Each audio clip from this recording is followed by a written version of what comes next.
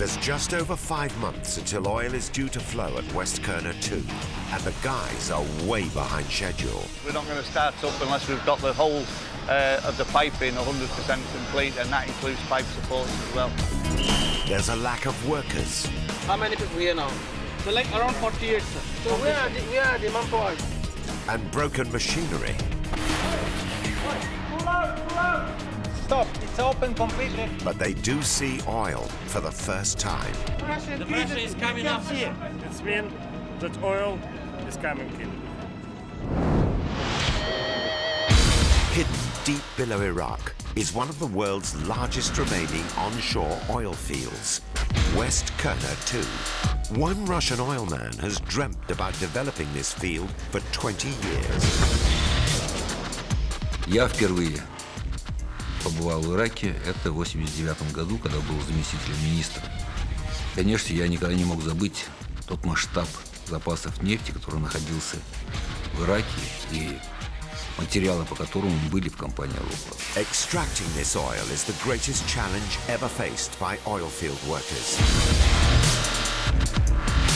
They battle extreme weather, searing heat, howling winds, and flash floods. They operate in a region where intimidation, violence, and terrorism are a constant threat.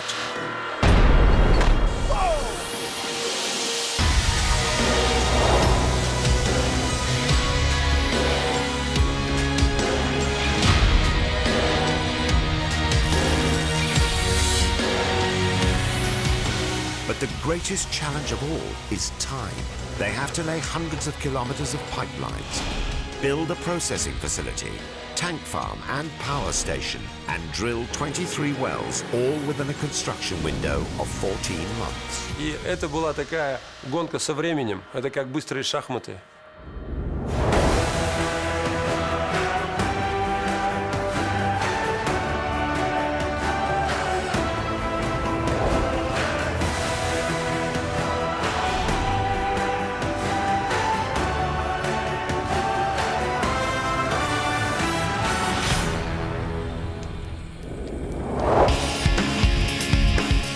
Political unrest, logistical backlogs, a severe lack of manpower, and 2 impassable waterways have all combined to ensure Lukoil missed their November deadline to reach first oil.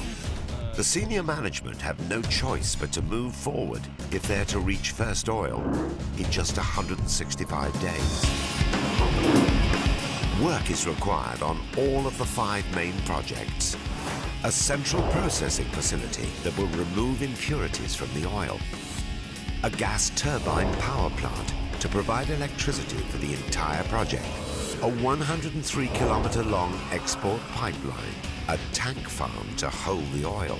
Drilling clusters need to be built. 23 oil wells drilled and infrastructure constructed to pump the oil to the CPF. There has been progress here. The $1 billion construction at the heart of the oil field. The ground has been prepared with 13,000 concrete piles. The pipe racks have been assembled and brought onto site. The giant vessels installed. 180 kilometers of pipe have been laid into the pipe racks. And now the team are in the middle of a 4-week job to install 600 kilometers of electrical cabling. By now, they should have pulled 350,000 meters. But they've only achieved 250,000 meters. Getting this project back on track is now in the hands of cabling supervisor Anthony Oba. It's critical that as many people as possible are working. How many people here now? So like around 48, sir. 48. But now the workforce has decreased from 240 to less than 50. Okay, the new target per day is at 18 kilometers per day, which is going to be a very, very difficult task to achieve.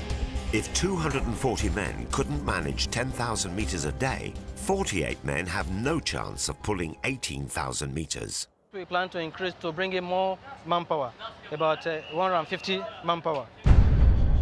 Oba's demands have gone straight to the top. We need to get 150 people more for the cable pulling and termination, and then we start pre-commissioning. So we are pushing some swing now to speed up the mobilization of people. It's quite simple. If they don't get more men working, then the wiring will not be completed on time and the CPF will fall even further behind schedule.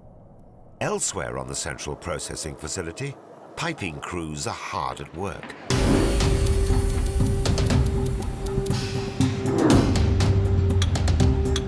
Gary Smith is inspecting newly repaired pipework. This flange here, connecting to the carbon steel flange, it didn't match up.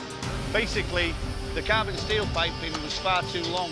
What the guys have done now is they've basically reconfigured the pipework to suit the ground piping. Gary knows that the cause of these problems is hard to pinpoint. It could have been a couple of things. One, that the piping has been placed in the wrong elevation, the lower piping. It could also be that there's been a bad fabrication. In other words, that the fabrication of the carbon steel pipe wasn't correct. Or it could be an engineering drawing mistake. So it's one of three things, basically, on this occasion. You'll no doubt be X-raying these wells, which means that everything here now will be to full specification required for the project. But he also knows problems are mounting up. Individually, they might appear petty, but their accumulative impact on the schedule can be devastating. We are getting quite a few errors, yeah, which again is impacting on the schedule. Now we've had to do the rework, we've got to use more labour, as you can see. It's more time consuming and therefore it will impact on the schedule. And the more we have like this will definitely impact on the schedule even more. All these pipes need to be in place and working before the testing of the CPF can start.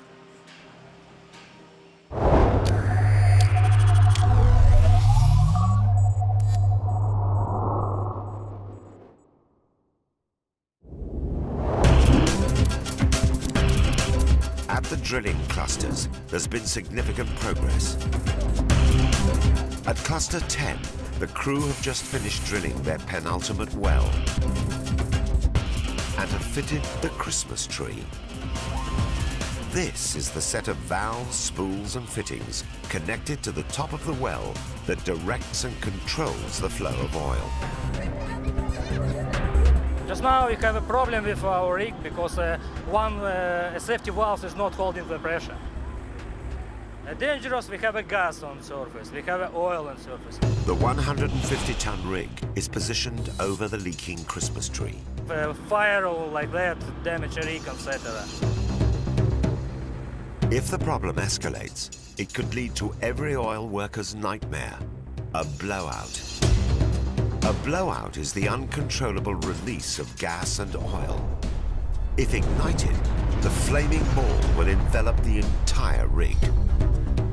They need to act fast. We're gonna run inside the true Christmas tree, remove the back pressure valve, pull it out, and install two-way check valve. The crew need to use a specialist tool to pull out the broken valve, but the one they have is too short. Only 3 meters. No, 3 meters is not enough. We should do it from rig floor. The one from your floor. Okay. Yes. Okay. At a safe distance from the rig, they quickly get to work, extending the tool from 3 meters to 5. So right now we are preparing retrieving tool for back pressure valve. While the tool is being extended, the rig manager instructs his crew on how to remove the valve without igniting the escaping gas. After that, we are going to retrieve it. It's going to be hard.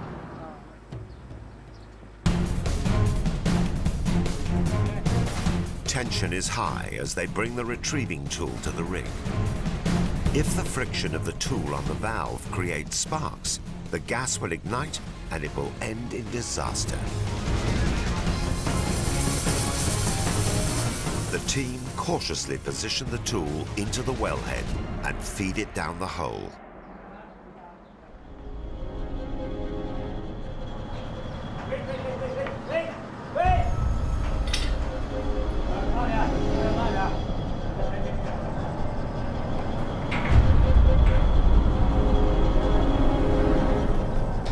the retrieving tool rotates and opens, the valve pressure is released.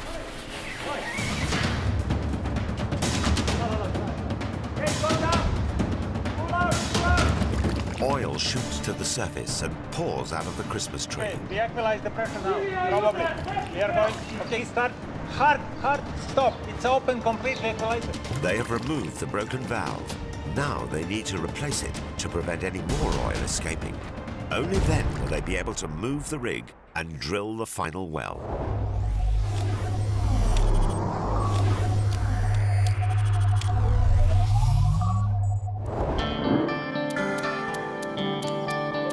However hard life is on site, Lukoil never forget their obligation to the people who live on and around the oil field. Since the start of the project, they've listened to the local community's needs and have discussed how best they can help. 17 miles from West Kurna lies the district of Al Huwir, home to 70,000 people. The local hospital has been underfunded for generations. Lukoil recently donated equipment to the X-ray department. والحقيقة ساعدنا بحل الكثير من الأمور خاصة بالحالات الحوادث حالات طارئة. في السابق المريض نحتاج نرسله للتصوير الشعاعي إلى مستشفى المدينة، مستشفى بعيد عن المركز.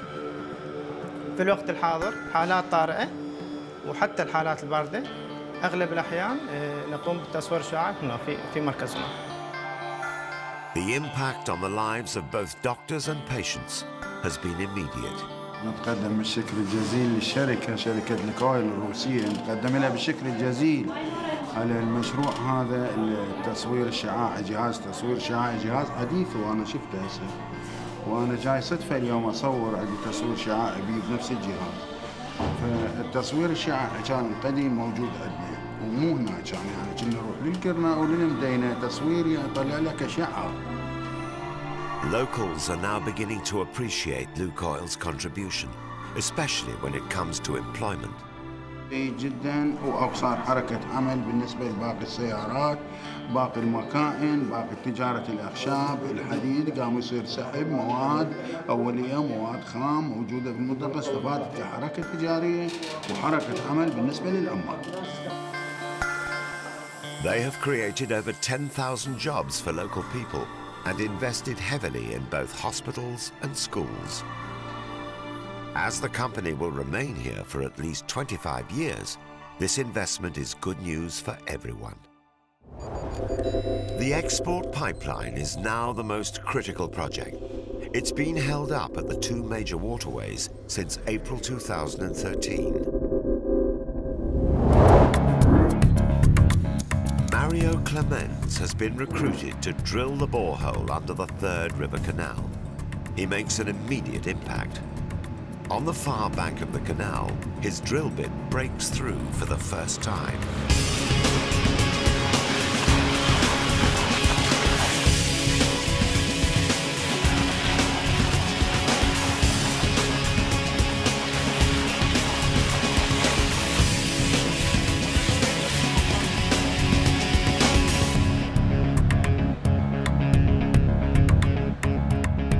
Lukoil supervisor Dan Markfant is overseeing proceedings here. It's done, yeah. It's good. This is just the first pass under the river. Before Mario can pull the pipeline through, he'll need to widen the borehole. This is achieved by a process known as reaming. Increasingly larger reamers are sent through the borehole until it's wide enough to hold the 42-inch diameter pipes. This was for the reaming. Okay, so you use this as the fly cutter, so you can use it for the cutting, and this also for bigger size. So this one also we can take it later on for the bigger size. But we use this first to cut and do the hole more established and bigger. Mario's team will now attach the smallest of the reamers and send it under the river. The pilot camp is the hub of life at West Kurna 2. But it's much more than just an accommodation block. It's a mini town where people arrive as strangers and leave as friends. It houses Lukoil's offices, gym and canteen. It's your first time here? No, it's not first time. At any time, up to 160 people from around the world call it home. Without their skill, West Kurna 2 would be nothing but dust. Today we have Oilman Celebration Day, and it's special holiday evening dinner to celebrate all these people who work for Oilman. Very nice food. You know, we are restricted here, but they have some non-alcoholic champagne and wine. But there's more to it than good food and drink. There is some healthy competition to celebrate too. Oilman Day is a Russian tradition. It comes from the history from the old Soviet time when we stated that all professions are equal. It's an amazing thing that Lukoil has brought about for us on a yearly basis, and it's about team spirit, it's about the people, and it's about the whole aspect of being together. Competition lasts late into the night. Well, without a doubt, it's been fun. I think all the staff has enjoyed it as well, and with things going the way they are, I think there's a lot of happy people in the camp at the moment.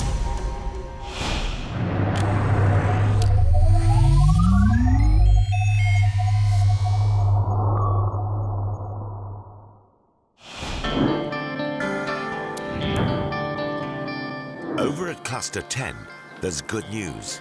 The broken valve has been replaced. Yes, and now we're well secured properly.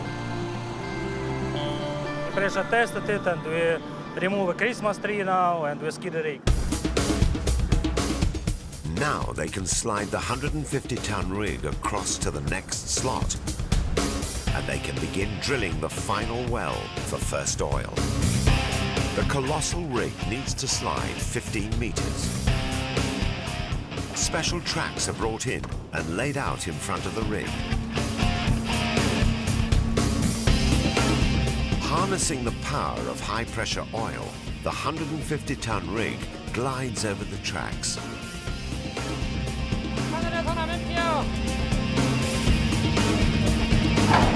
The tracks need to be moved once again to lie in front of the rig. In this way, slowly but surely, the rig moves a little closer to the final well.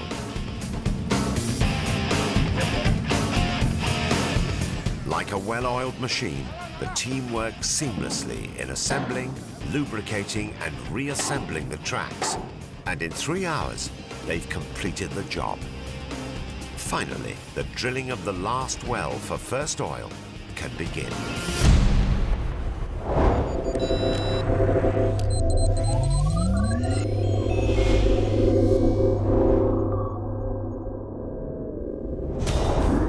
Everything on the oil field requires an enormous amount of electricity. Lukoil are building a power station to provide this electricity. However, this isn't due to come online until February 2014. Kirill Maximov is the manager of the power plant project. The main purpose of all this power plant is to supply power for the entire oil field, including our accommodation, all auxiliary production sites and the major CPF sites. The plant has been designed to be self-sufficient. That means that we will utilize the gas which is coming as a byproduct of oil production, which is very good for environment, because instead of burning it in the flare, we are utilizing it here for energy production, and basically, based on this gas, we are producing power to feed our production sites.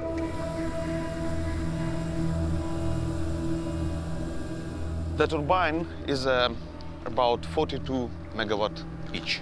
The one of this machine can produce power to supply electricity for 100,000 houses. So the entire power plant can produce energy enough to power the city like Newcastle.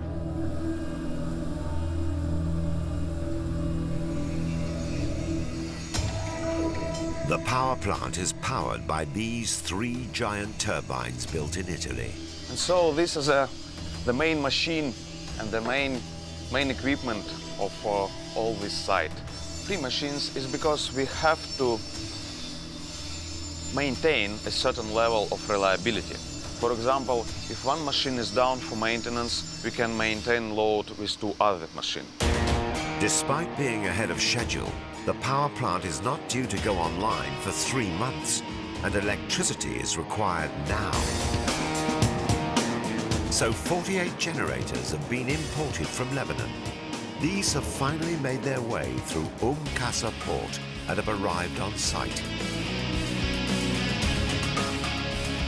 They all need to be connected to the CPF. Electricians are wiring up the generators while others are preparing the newly built substation. The substation will provide power to the entire CPF. Here, this substation feeds the whole plant. All the equipment are fed from here. Yeah, you see all those cables you see outside, we need to bring them, all the cables, pull them into this place. Getting the cables correctly connected to the substation is a complex and time-consuming job. Hey, good morning. Samsung have employed more qualified electricians. We have skilled laborers. They are technicians, they are cable terminators, and they are going to do all the testing for the switch gears.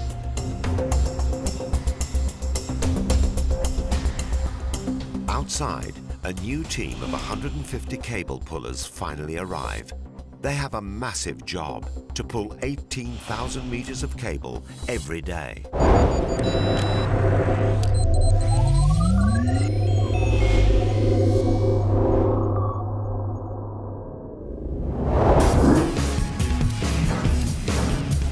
Mahmoud El-Feki has been a drilling supervisor at West Kurna since the project began. Go ahead. 42. That's 42 strokes, 560 baseline. His rig has consistently drilled wells faster and more efficiently than any other. We need just to push it up to go back to the drill, okay? Okay, good luck. On numerous occasions, he managed to avert disaster through his speedy interventions. In oil field, you never know what happened. At any time, you can face any kind of small problems, can be catastrophic. Lukoil's management are well aware of Mahmoud's abilities. Mahmouda! Each one is unique. It's like, for example, you are father and you have some babies. All of them is not the same. You are the same father and same mother for the same children, but all of them is not the same. Grigory Moltsev, the drilling project manager, has arrived to offer him a promotion. Mr. Mahmoud, I want to suggest to start working as a drilling manager on our field. You know, it's a good surprise. As a matter of fact, you'll be my deputy, but here on the field, on West Kurna. I hope that I meet your expectation from my side in this new role. Okay, I have to go. Thank you. Mahmoud is delighted with his promotion, and he heads off to visit the drilling supervisor at Cluster 10, who's just completed the final well required for first oil. Hello. Hello. Good afternoon. I'm here from management. They asked me to go to Cluster 10 and to congratulate the people and thank them because of their achievement. The drilling phase in 31 days, which is 10 days ahead of plan. 10 days is a very big achievement. So thank you and congratulations. In recognition of Cluster 10's achievement, they are awarded the flag for being the best drilling crew of the past 3 months.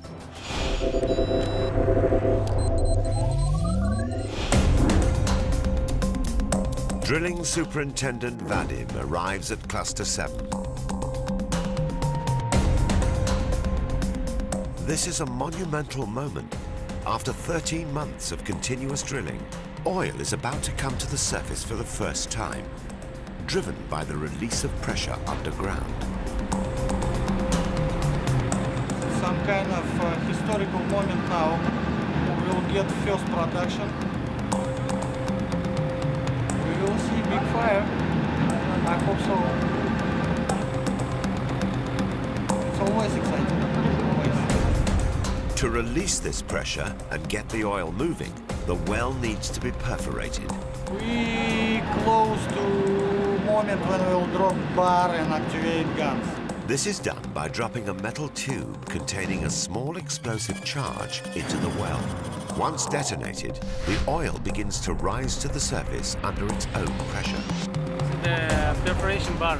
So we run this bar just to initiate the firing head. And the firing head is going to transfer the explosive to the guns. Once the concrete is perforated, pressure will force the oil and gas up the pipe. This will be diverted to flow into a pit dug a short distance from the rig.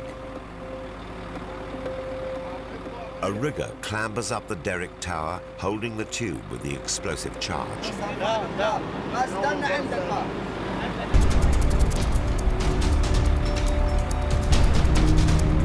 Okay, drop it. Down. He drops it down the well to hit the concrete plug. He turns the valve to divert the flow of oil and gas. So everybody here and...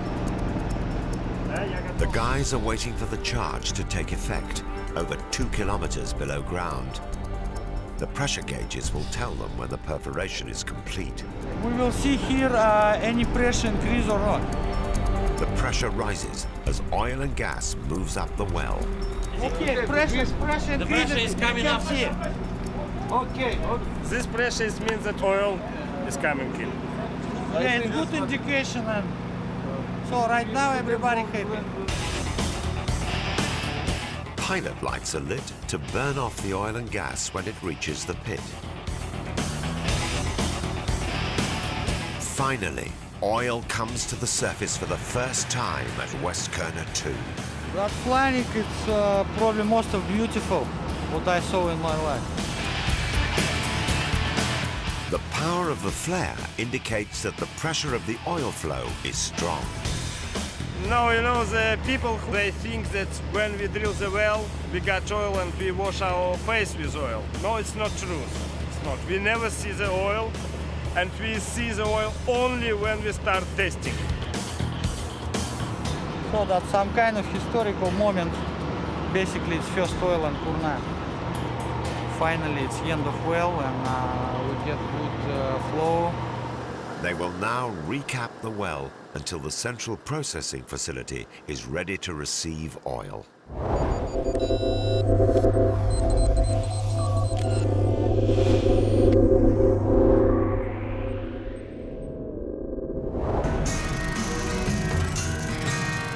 At the third river crossing, Mario and his team are pulling through the final 56-inch reamer to clear the borehole of any debris.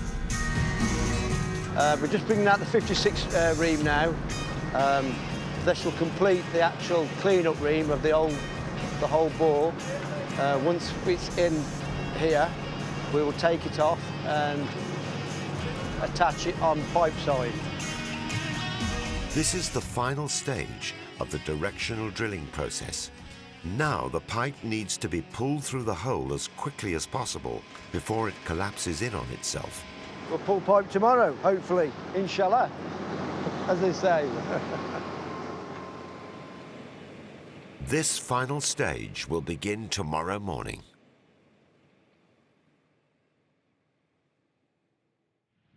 – 7 a.m.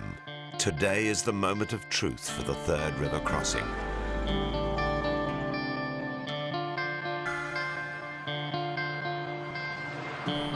Specialist driller Mario is in charge of this critical operation.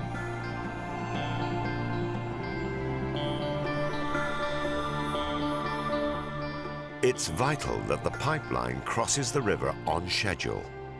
The stakes couldn't be higher. If the borehole collapses again, Westkirner 2 will be put back by a further 3 months. The pressure is on Mario. We have to prepare all in the right manner. This is why I'm convinced that we can pull this pipe without any problems. This is our big target for today. I start pulling.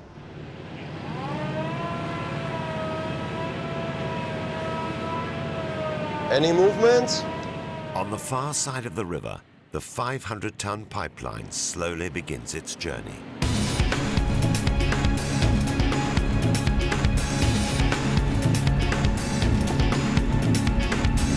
It's vital that the pipeline remains straight for the entire crossing.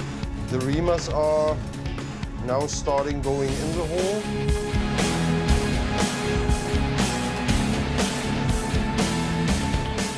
And the pipe will be soon follow. It needs to be in constant motion to prevent it getting stuck. For this project, it is a historical moment. And I'm proud to be part of it. The pipeline should make the 1-kilometer crossing in 10 hours.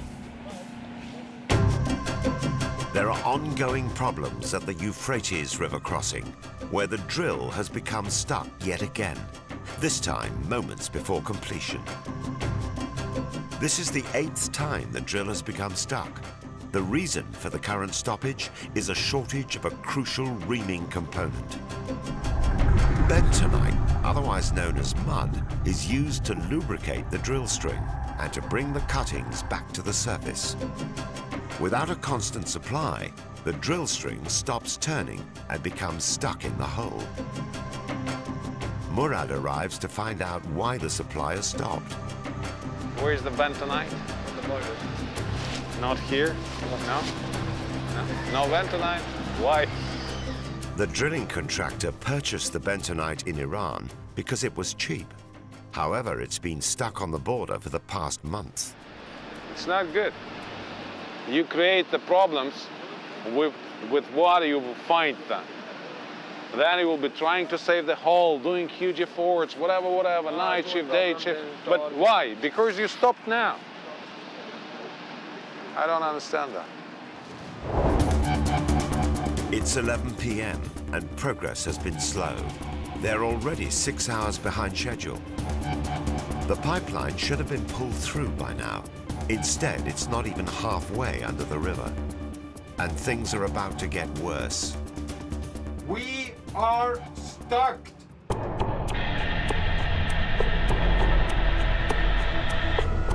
We have 600-meter pipe in the ground we not can use. Mario increases the pressure to try to get the pipe moving again. This is a delicate task. If the drill string snaps now, the pipeline will be lost in the hole.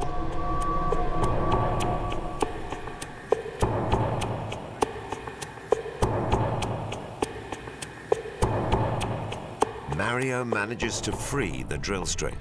It begins to pull through the 500-ton pipeline. The pressure on the drilling equipment is enormous. Suddenly, the entire rig lurches forward. The drilling rig is pulled off its foundations, and the drill string is now trapped against one of the metal sheets supporting the rig.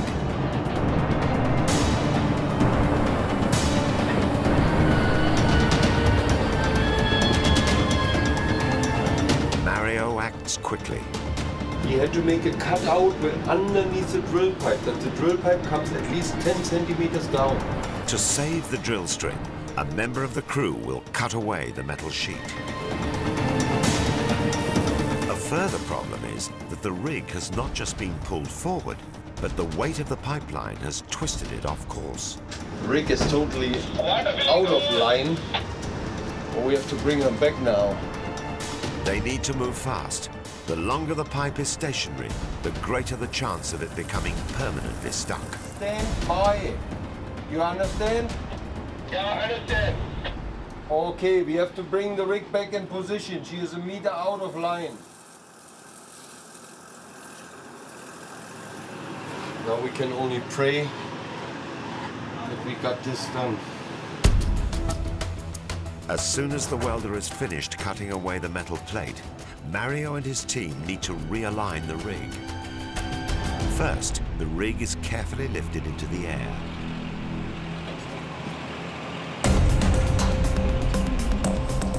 Then they push it to the correct position.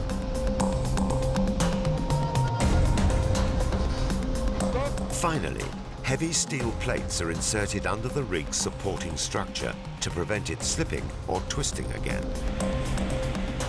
After 5 hours hard work, Mario has realigned the rig.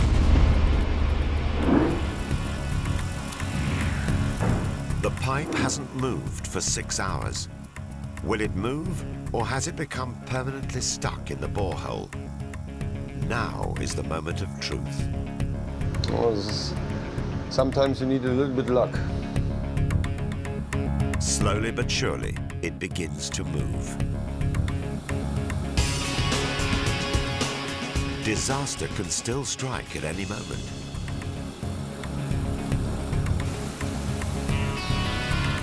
With the pipe only halfway under the Euphrates, Mario and his crew are going to have to work through the night.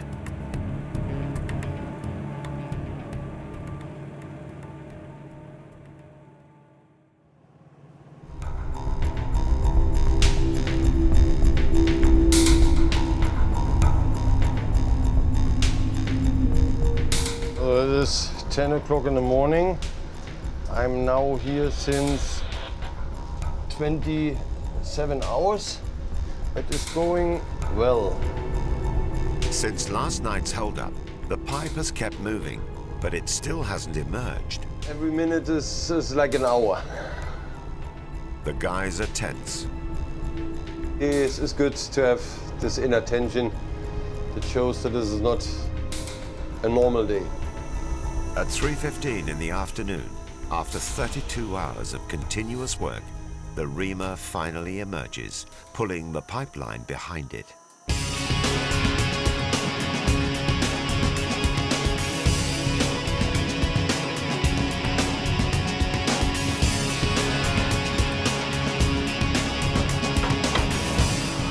The crew are overjoyed.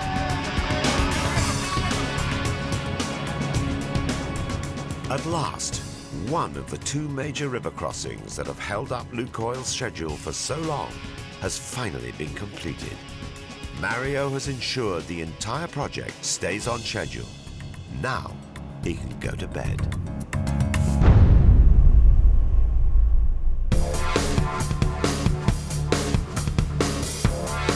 There's now just 2 months to first oil. Lukoil have a massive amount to do. Complete the wells, launch the central processing facility, and finally complete the export pipeline. But all this hard work might be for nothing. Political unrest and the withdrawal of a major contractor from Iraq threatens to destroy the new integrated plan.